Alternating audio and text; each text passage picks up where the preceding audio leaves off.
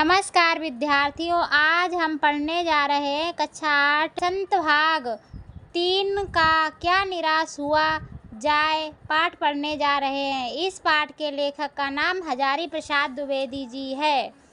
मेरा मन कभी कभी बैठ जाता है।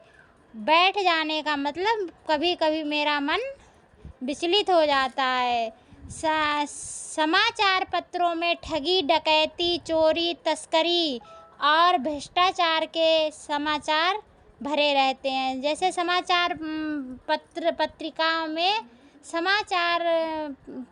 में जैसे कि तस्करी, इधर का उधर करना, चोरी डकैती भरी रहती है। आरोप पर प्रत्यारोप का कुछ ऐसा वातावरण बन गया है कि लगता है देश में कोई ईमानदार आदमी रह ही नहीं गया।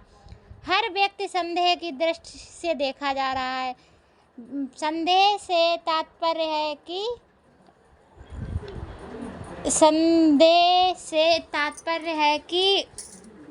क्या शंका की नज़र से देखा जा रहा है। जो जितने ही ऊंचे पद पर है उतने ही अधिक दोष उसमें दिखाई देते हैं। एक बहुत बड़े आदमी ने मुझसे एक बार कहा था कि इस समय सुखी वही है जो कुछ नहीं करता है। जो कुछ भी करेगा उसमें लोग दोष खोजने लगते हैं। उसके सारे गुण भुला दिए जाएंगे और दोषों को बढ़ा चढ़ाकर दिखाया जाने लगेगा। दोष किसमें नहीं होते। यही कारण है कि हर आदमी दोषी अधिक दिख रहा है, गुणी कम बिल्कुल ही नहीं। स्थिति अगर ऐसी है तो निश्चय ही चिंता का विषय है। क्या यही भारतवर्ष है जिसका सपना तिलक और गांधी ने देखा था? रविंद्रनाथ ठाकुर और मदन मोहन मालवीय का महान संस्कृति सभ्य भारतवर्ष किस अतीत से के कहर में डूब गया। आर्य और द्रविड़,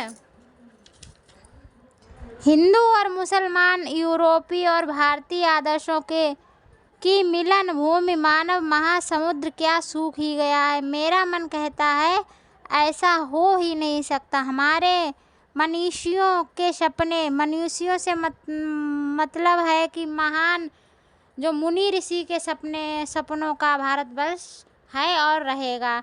यह सही है कि इन दिनों कुछ ऐसा माहौल बना है कि ईमानदारी से मेहनत करके जीविका चलाने निरीह और भोले भाले श्रमजीवी जो परिश्रम करने वाले व्यक्ति पिस रहे हैं और झूठ तथा फरेब का रोजगार करने वाले फल फूल रहे हैं।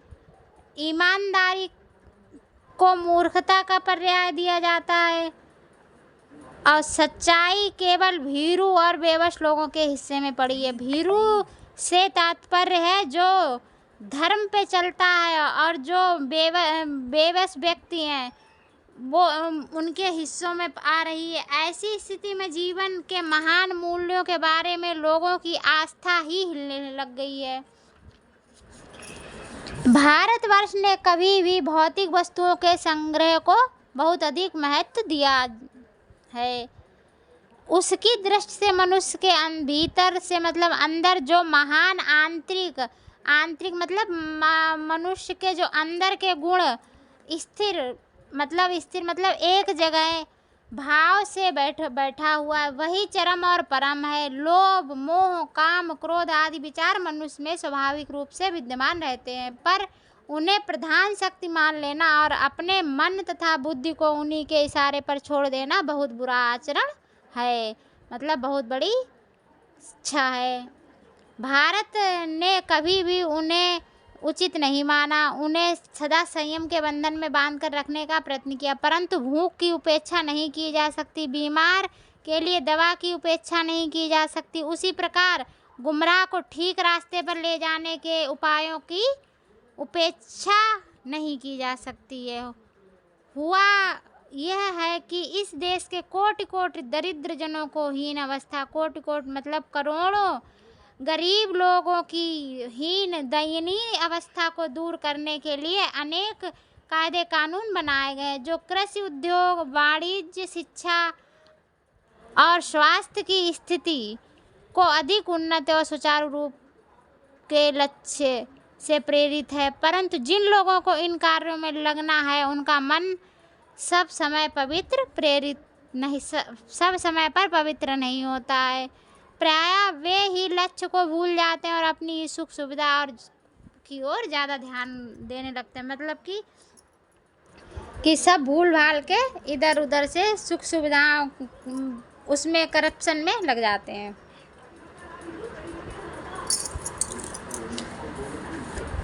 इधर उधर से लेन देन करने लगते हैं। भारतवर्ष सदा कानून को धर्म के रूप में देखता आ रहा है। आज एकाएक कानून और धर्म में अंतर कर दिया गया। धर्म को धोखा नहीं दिया जा सकता, कानून को दिया जा सकता है। यही कारण है कि लोग धर्मभीरु हैं। धर्मभीरु से मतलब है जो धर्म पे चलने वाले हैं।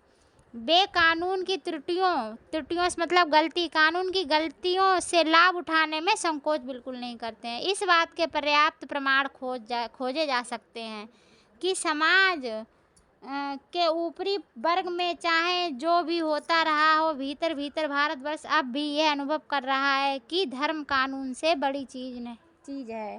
अब भी सेवा, ईमानदारी, सच्चाई और आध्यात्मिकता के मूल बने हुए हैं। वे दब अवश्य गए हैं लेकिन नष्ट नहीं हुए हैं। इससे मतलब यह है कि जैसे हम ट्रैफिक पुलिस का उल्लंघन कर सकते हैं, रेड लाइट जल रही है तो हम उसका उल्लंघन कर सकते हैं, लेकिन अगर हम मंदिर में जाएंगे तो वहाँ जूते चप्पल उतारेंगे क्योंकि हमें ऐसा डर लगेगा कि उसका हमें पाप लगेगा, गलत समझेगा। दूसरे को पीड़ा पहुँचाने को पाप समझता है। हर आदमी अपने व्यक्तिगत जीवन में इस बात का अनुभव करता है। समाचार पत्रों में जो भ्रष्टाचार के प्रति इतना आक्रोश मीन्स गुस्सा है, वह यही साबित करता है कि हम ऐसी चीज़ों को गलत समझते हैं और समाज में उन तत्वों की प्रतिष्ठा कम हो चाहते हैं जो गलत तरीके से धन या मान संग्रह करता है। संग्रह मतलब इकट्ठा करता है। दोषों का पर्दाफाश करना बुरी बात नहीं है। बुराई यह मालूम होती है कि किसी के आचरण को गलत पक्ष से उद्घाटित करके, मतलब आचरण मतलब किसी के चरित्र के ऊपर गलत शिक्षा करके उसमें रस लिया जाता है और दोषों को एकमात्र मतलब उसके दोषों के बारे में एकमात्र कर्तव्य मान लिया जाता है। बुराई में रस लेना बुरी बात है। अच्छाई में उतना ही रस लेकर उजागर ना करना और भी बुरी बात है। अच्छाई में उतना ही रस लेकर उजागर ना करना भी बुरी बात है। सैकड़ों घटनाएं ऐसी घटित होती हैं जिन्हें उजागर करने से लोग चित्त में अच्छाई के प्रति अच्छी भावना जगती है। एक बार रेलवे स्टेशन पर टिकट लेते हुए गलती से मैंने 10 के बजाय 100 रुपये का नोट दिया और मैं जल्दी गाड़ी में आकर बैठ गया। थोड़ी देर में टिकट बाबू उन दिनों के सेकंड क्लास के डिब्बे में हर आदमी का चेहरा पहचानता हुआ उपस्थित हुआ। उसने मुझे पहचान लिया और बड़ी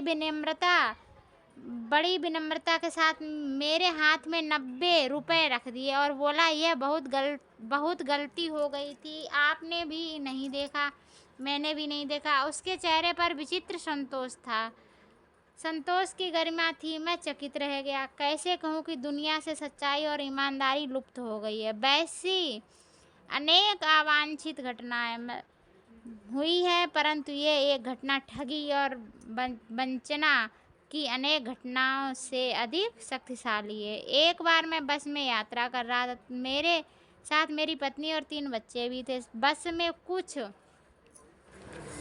खराबी थी, रुक कर चलती थी। गंतव्य से कोई 8 किलोमीटर पहले ही एक निर्जन सुनसान स्थान में बस में जवाब दे दिया। रात के कोई 10 बजे होंगे। बस में यात्री घबरा गए। कंडक्टर उतर गया और एक साइकिल लेकर चलता बना।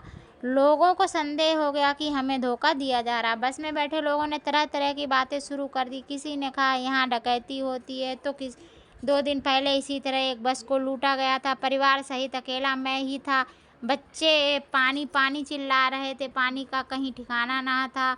ऊपर से आदमियों का डर समा गया था। कुछ नौजवानों ने ड्राइवर को पकड़कर मारते पीटने का हिसाब बनाया। ड्राइवर के चेहरे पर हवाइयाँ उड़ने लगीं। लोगों ने उसे पकड़ लिया। वह बड़े कातर ढंग से मेरी ओर देखने लगे और बोला, हम लोग बस का कोई उपाय कर रहे हैं, बताइए, ये लोग मारेंगे। डर तो मेरे मन में था, पर उसकी कतार मुद्रा देखकर मैंने यात्रियों को समझाया कि मारना ठीक नहीं है, परंतु यात्री इतने घबरा गए मतलब डर गए कि मेरी बात सुनने को तैयारी नहीं हुई। कहने लगे, इतनी बातों में मत आइए, धोखा दे रहा है। कंडक्टर को पहले ही डाकुओं के यहाँ भेज दिया है। मैं भी बहुत भयभीत था, मतलब भयभीत से मतलब था डरा हुआ था। ड्राइवर को किसी तरह मारपीट से बचाया। 1.5-2 घंटे बीत गए। मेरे बच्चे भोजन और पानी के लिए व्याकुल थे।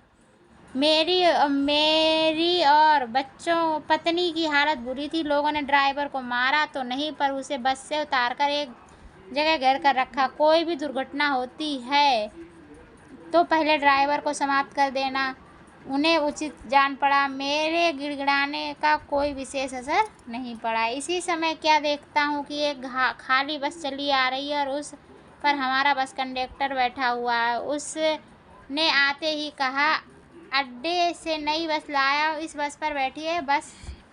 वह बस चलाने लायक नहीं है। फिर मेरे पास एक लोटे में पानी और थोड़ा दूध लेकर आया और बोला, पंडित जी, बच्चों को रोना मुझसे देखा नहीं गया, वही दूध मिल गया, थोड़ा लेते आया। यात्रियों में फिर जान आई। सबने उससे धन्यवाद किया, ड्राइवर से माफ़ी मांगी और 12 बजे से पहले ही सब लोग बस अड्डे पर पहुंच गए। इससे हमें ये समझ में आता है कि बिना सोचे समझे हमें किसी के ऊपर शक नहीं करना चाहिए। और कैसे कहूँ कि मनुष्यता एकदम समाप्त हो गई है।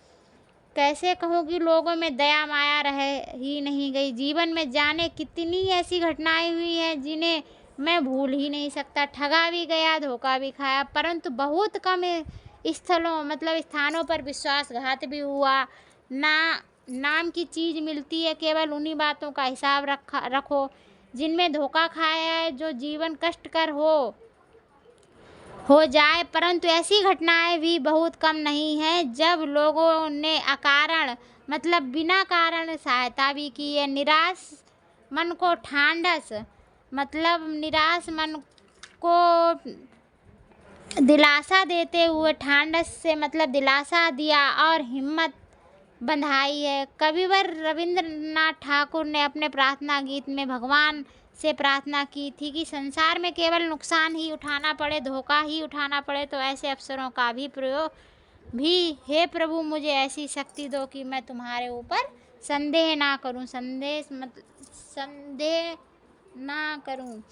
मनुष्य की बनाई विधियां गलत नतीजे तक पहुंच रही हैं तो इन्हें बदलना होगा। वस्तुतः आए दिन इन्हें बदला ही जा रहा है, लेकिन अब भी आशा की ज्योति बुझी नहीं है।